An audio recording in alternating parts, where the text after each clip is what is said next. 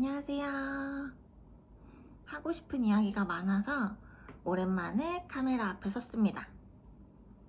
서 있는 건 아니고 앉아있죠?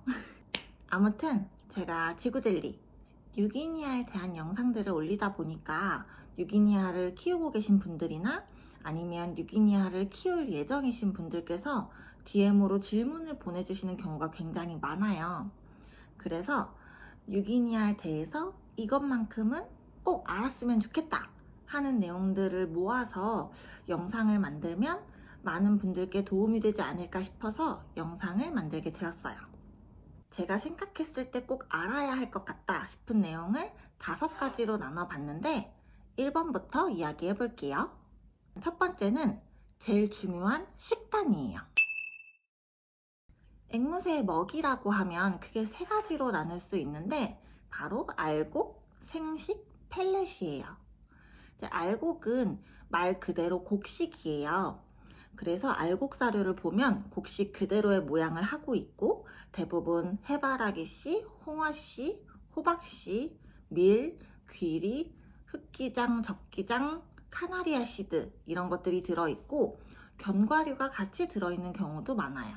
그리고 생식은 과일과 채소를 말해요. 사과, 바나나, 딸기, 배, 망고, 용과, 파파야, 고구마, 호박, 브로콜리, 콜리플라워 그 외에도 굉장히 다양한 음식들이 있죠. 그리고 펠렛은 알곡과 생식을 합쳐서 만든 사료라고 생각하시면 돼요. 이 중에서 뉴기니아는 생식을 주식으로 하는 앵무새인데요. 뉴기니아 식단에 대한 이야기는 제가 영상을 따로 만들어 놓은 게 있어서 내용이 궁금하신 분들은 한번 보시면 좋을 것 같고요. 조금 더 자세하게 이야기를 해보자면 야생에서 뉴기니아는 땅으로 거의 내려오지 않고 대부분 나무 위에서 지내면서 식이섬유가 많고 영양분이 적은 과일을 하루 종일 먹는다고 해요.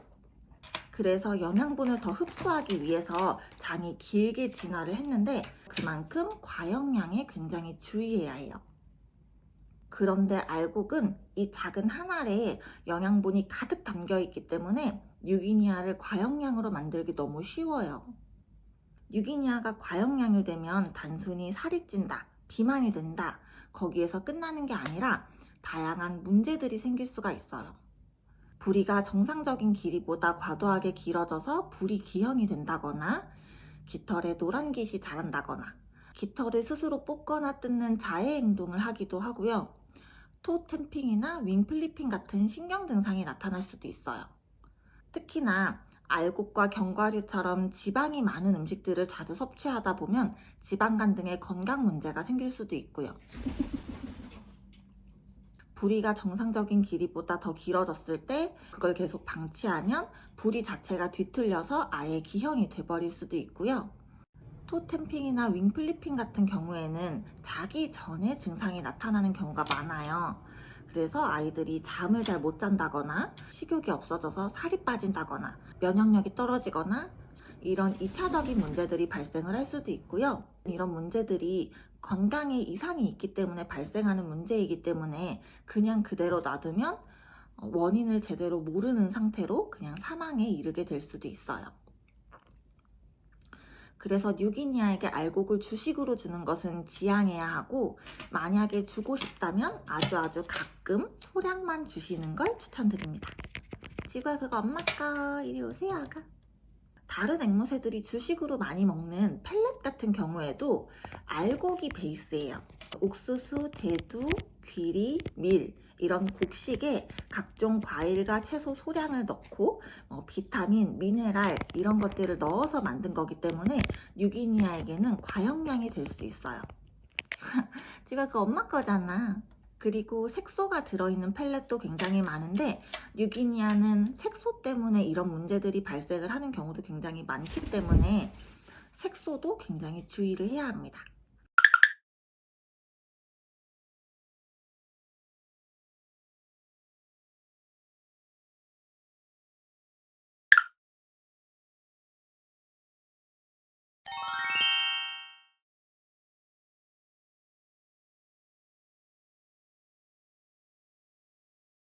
이런 다양한 이유로 뉴기니아는 생식을 주식으로 먹어야 하는 앵무새인데요. 생식을 챙겨줄 때도 신경 써야 되는 부분이 굉장히 많아요. 각각의 과일과 채소를 앵무새가 먹어도 되는지 꼭 알아봐야 하고, 같이 주는 음식들끼리의 궁합도 살펴봐야 하고, 그리고 뉴기니아는 선천적으로 철분을 과잉으로 저장하는 병을 가지고 있기 때문에 철분 급여도 조심해야 해요. 계란 같은 고영양의 음식을 자주 주다 보면 과영양 문제가 생길 수가 있고, 똑같은 음식을 반복적으로 주다 보면 영양분이 한쪽으로 치우쳐질 가능성이 높기 때문에 다양한 음식을 돌아가면서 주는 것도 중요해요. 예를 들면 뉴기니아는 비타민 A 결핍이 많은 종이라고 해요. 그래서 비타민 A 결핍을 예방하기 위해서 비타민 A가 많은 당근을 매일매일 챙겨주다 보면 반대로 비타민 A 과잉이 되어서 앞서 이야기했던 다양한 문제들이 생길 수도 있는 거죠. 이렇게 생식을 주는 것도 쉽지만은 않아요. 그리고 당연히 과영량을 주의해야 되기 때문에 비타민제나 영양제를 먹이는 것도 조심해야 해요. 그리고 지구젤리는 어떤 걸 먹나요? 어떤 거 먹이는 게 좋은가요? 이렇게 물어보시는 분들도 계신데, 지구젤리 밥은 인스타그램 지구밥 계정에 항상 남겨놓고 있거든요. 궁금하신 분들은 한번 찾아보시면 좋을 것 같아요. 그리고 두 번째는 청소예요. 원래 모든 앵무새들은 잘 흘리고 똥도 자주 싸고 주변을 잘 더럽히기 때문에 청소를 잘 해야 되긴 해요. 근데 제가 뉴기니아 이야기를 하면서 청소 이야기를 강조하는 이유는 생식 때문이에요. 생식 특성상 상온에 오래 보관할 수 없기 때문에 주고 나서 2시간에서 최대 4시간 내에는 치워주는 것이 좋은데, 앵무새가 활동하는 낮 시간대에 출근을 하는 직장인들은 제때 생식을 급여하고 치워주는 것이 어려운 경우가 많아요. 하지만 빨리 치워주지 않는 생식에는 여러 가지 균이 자랄 수가 있고, 그것을 먹은 뉴기니아가 감염이 돼서 병에 걸릴 수도 있어요. 우리가 음식을 냉장고에 보관하는 이유, 식중독에 걸리는 이유를 생각해 보시면 왜 생식을 빨리 치워줘야 하는지 이해하기 쉬우실 것 같아요. 그리고 원래 앵무새들은 밥을 먹을 때 많이 흘리고 털어내는데, 생식은 축축하기 때문에 바닥에 떨어져도 빗자루로 쓸어내기 어렵고, 당연히 청소기나 로봇 청소기 이런 것들도 사용하기 어렵고요. 벽에 튀겨 있는 경우도 많아요. 조금만 시간이 지나도 스며들거나 굳어버려서 쉽게 닦이지도 않고요. 그리고 제가 이런 모습을 영상으로 보여드리면 바닥에 신문지나 비닐을 깔아라 라고 추천을 해주시는 분들도 많은데, 바닥에 음식이 떨어져 있으면 혹시나 지구젤리가 내려가서 먹으려고 할 수도 있기 때문에 떨어진 음식을 바로바로 치울 수 있게 아무것도 안 깔아놓고 저는 관리를 하고 있습니다. 그리고 이런 청소에 더해서 앵무새들이 먹고 남은 음식물 쓰레기까지 생기는 거니까, 생식을 먹인다는 건 다른 앵무새들에 비해서 청소가 2배에서 3배는 더 늘어난다는 이야기이기 때문에 이 부분까지도 생각해 보시면 좋을 것 같아요. 세 번째는 성격이에요. 뉴기니아는 예전부터 독립적이다, 얌전하다, 조용하다 이런 이야기가 많아요. 그래서 아파트에서 키우기 좋은 앵무새로도 유명했는데,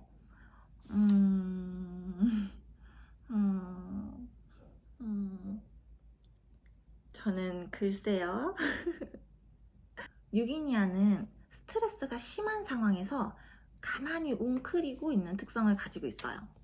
옛날에 이제 막 수입을 해서 앵무새들이 한국에 딱 도착을 했을 때 스트레스를 굉장히 많이 받는 상황이었을 거잖아요. 그런 상황에서 다른 앵무새들은 날개를 펴덕이고 소리를 지르고 난리를 치고 있는데, 뉴기니아는 가만히 웅크리고 조용히 있으니까 이 앵무새는 얌전하고 조용한 앵무새구나 하고 그 이야기가 퍼졌다라는 이야기가 있는데, 그게 사실인지는 잘 모르겠지만 신빙성은 있다고 생각을 해요.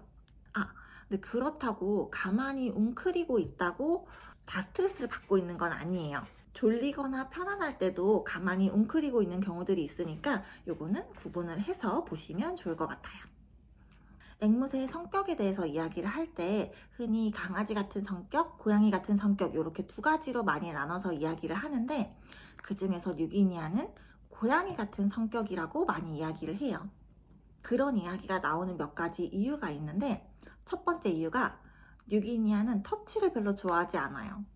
많은 앵무새들이 얼굴이나 목 쪽을 긁듯이 쓰다듬어주면 좋아하고, 사람한테 부비적거리고 안겨있고 이런 걸 되게 좋아하는데, 뉴기니아는 만지는 것 자체를 별로 좋아하지 않고요.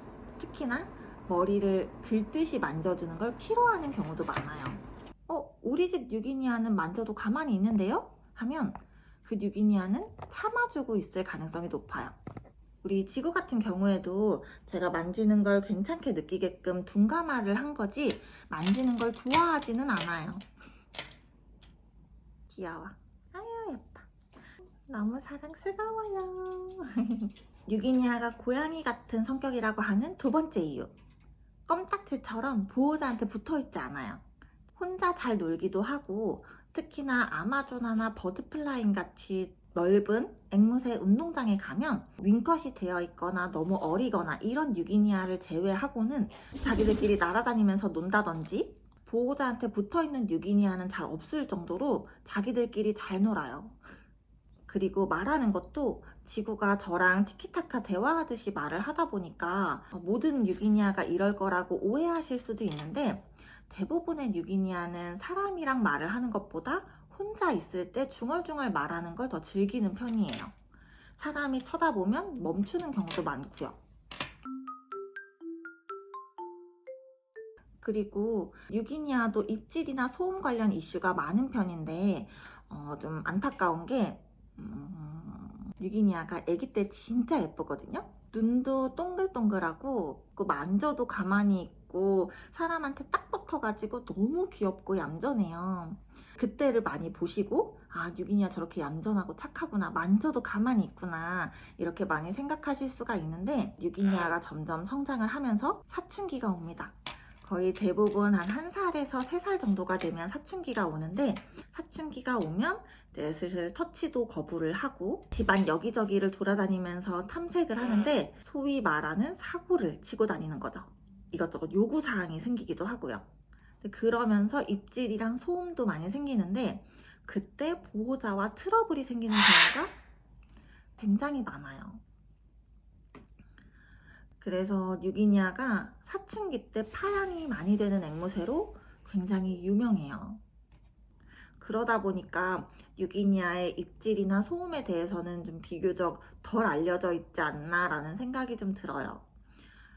물론 타고난 성격이나 소음, 입질, 언어 능력은 케바케가 있고, 타고난 기질은 달라도 보호자가 어떻게 케어하는지에 따라서 어느 정도 달라질 수 있기 때문에 뉴기니아의 성격에 대해서 답을 딱 정해놓기는 어렵지만, 마냥 애교 많고 조용하고 얌전하고 말 잘하는 새를 생각하신다면 뉴기니아는 아니지 않나 싶어요. 대부분의 대형 앵무가 그렇겠지만, 저는 지구젤리랑 함께 하면서 강아지와 고양이와 사람 애기를 다 합쳐놓은 것 같다는 생각을 굉장히 많이 했어요. 강아지처럼 관심을 바라고 애교도 부리고, 그러다가도 고양이처럼 까칠하게 굴거나 예민하게 반응을 할 때도 있고, 사람 애기처럼 고집을 부린다거나 삐지기도 하고, 보호자랑 다양한 상호작용을 하거든요. 나는 이런 앵무새를 키우고 싶으니까 뉴기니아를 키워야 되겠다, 이게 아니라 이 아이의 타고난 성격을, 타고난 기질을 이해를 해주시고 존중을 한다면 더 잘 지낼 수 있지 않을까 하는 생각이 들어요. 그리고 네 번째는 자해예요.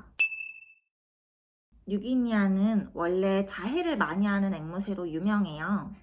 앵무새의 자해란 스스로 털을 뜯거나 뽑는 것을 말을 하는데, 자해의 원인은 다양하지만 대체적으로 스트레스가 주 원인인 경우가 많아요. 그런데 이 스트레스도 이유가 다양하잖아요. 근데 그 이유를 알기가 어려운 경우가 많고, 이유를 알아도 해결해주기 어려운 경우도 많아요. 예를 들면 외로워서 자해를 하는 경우도 있지만, 반대로 같이 사는 새가 싫어서 혹은 다른 새가 괴롭혀서 자해를 하는 경우도 있고요.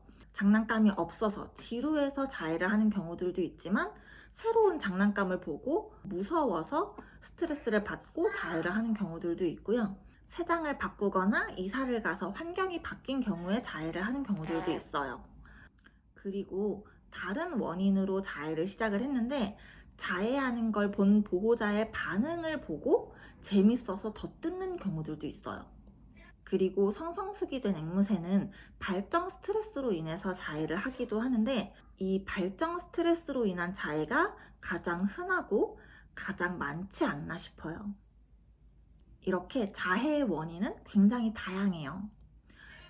그리고 스트레스를 받는 시기에만 잠깐 털을 뜯다가 마는 경우들도 있지만 습관성으로 굳어지는 경우들도 있어요. 습관이 되면 우리가 앉을 때 다리를 꼬고 앉거나 아니면 습관적으로 손가락 관절 소리를 내는 것처럼 스트레스 상황이 아니더라도 이유 없이 습관적으로 깃털을 뜯게 되는 거예요.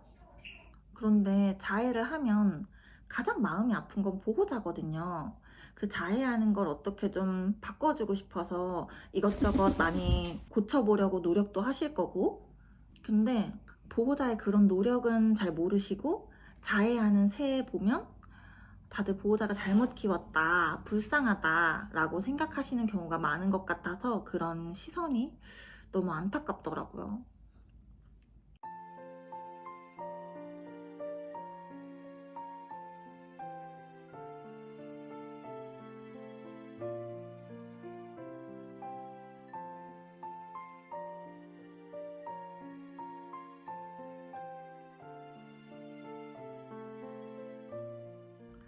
사실 지구젤리도 뉴기니아이기 때문에 언젠가는 자해를 하지 않을까 하는 불안함을 항상 가지고는 있어요.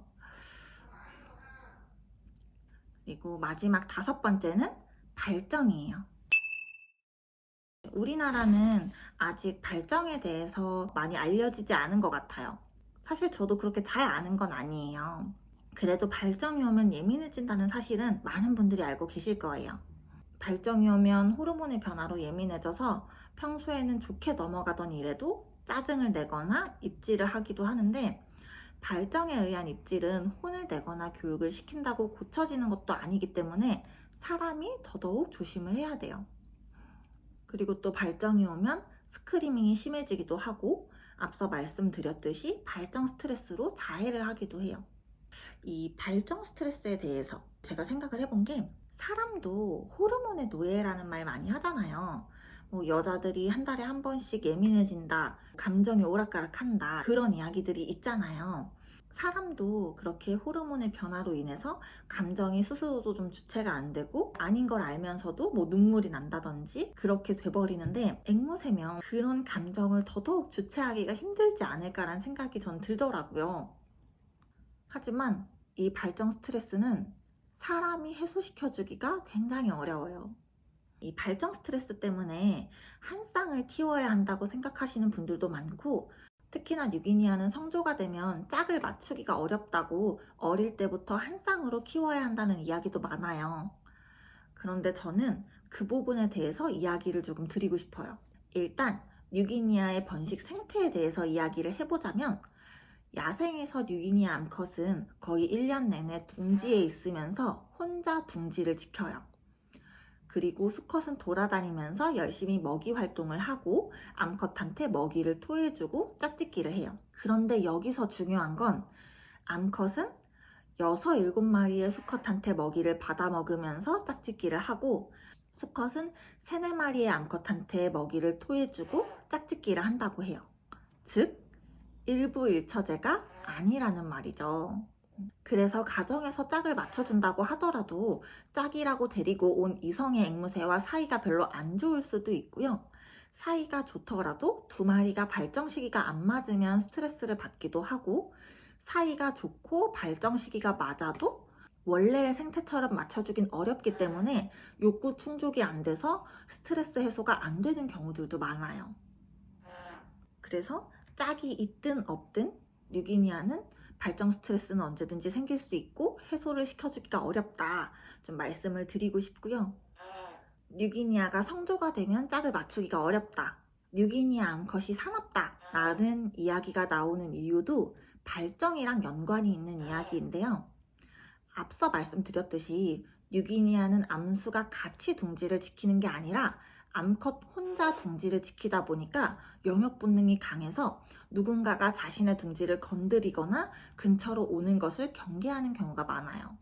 그래서 새장 안에 있을 때나 새장 근처에 있을 때 예민하게 반응하는 경우가 많고, 새장 밖에 자유롭게 풀어두면 조용히 싱크대 아래나 커피 테이블 아래, 소파 아래 같은 어둡고 좁은 곳으로 들어가서 둥지로 지정하고 근처에 지나다니는 사람을 경계하고 공격하는 일도 많아요. 그래서 이유를 모르시는 분들은 지나가는데 암컷이 갑자기 공격했다고 생각할 수가 있죠.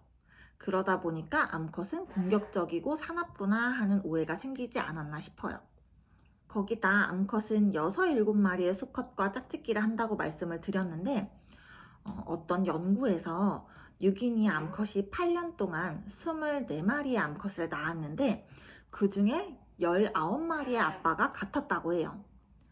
여러 마리의 수컷과 짝짓기를 했음에도 불구하고 그 중에서 우수한 유전자를 가진 수컷을 골라낸 거죠.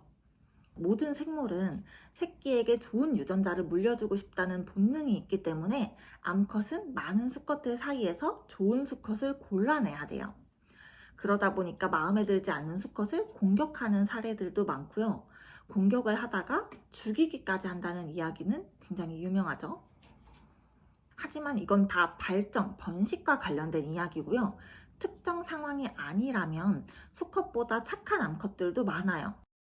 기본적인 성격은 케바케가 있고 번식을 할 때 이렇게 예민해질 수 있다 하는 이야기니까 오해하지 말아주시고요.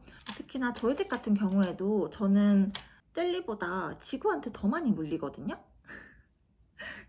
지구가 발정 오면 예민해져가지고 발정이 왔을 때는 어떤 앵무새든 다 위험합니다. 그리고 이제 제 주변에 뉴기니아 한 쌍을 키우고 계시는 지인분이 계신데, 이제 이 암컷이 평소에는 굉장히 착하고 보호자분이랑 뽀뽀도 잘하고 그런 앵무새인데 발정이 오면 굉장히 예민해진대요. 그래서 보호자분을 물기도 하고 새끼도 봤을 정도로 사이가 좋은 수컷이 알통 안에 들어갔다고 암컷이 화가 나서 수컷을 무차별적으로 공격을 한 거예요.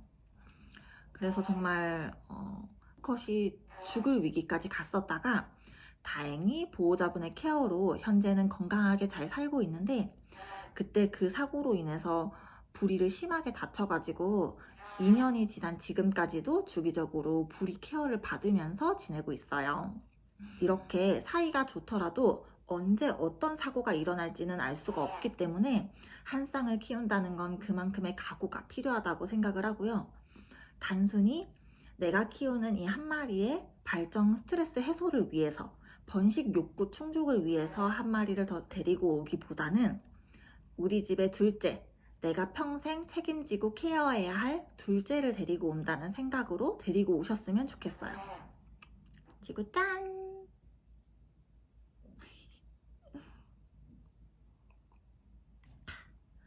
이렇게 뉴기니아에 대한 이야기를 한번 해봤는데요.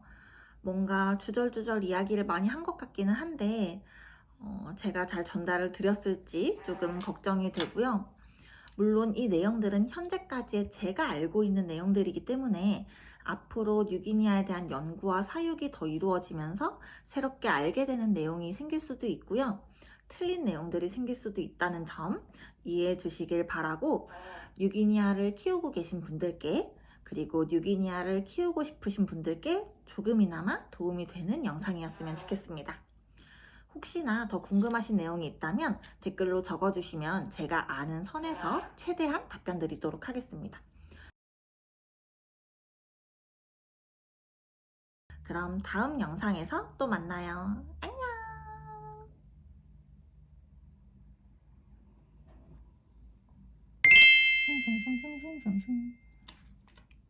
와우! 슈르렁 슈르렁. 귀여워요. 사랑해요, 우리 애기. 왕왕왕왕. 애기 사랑해.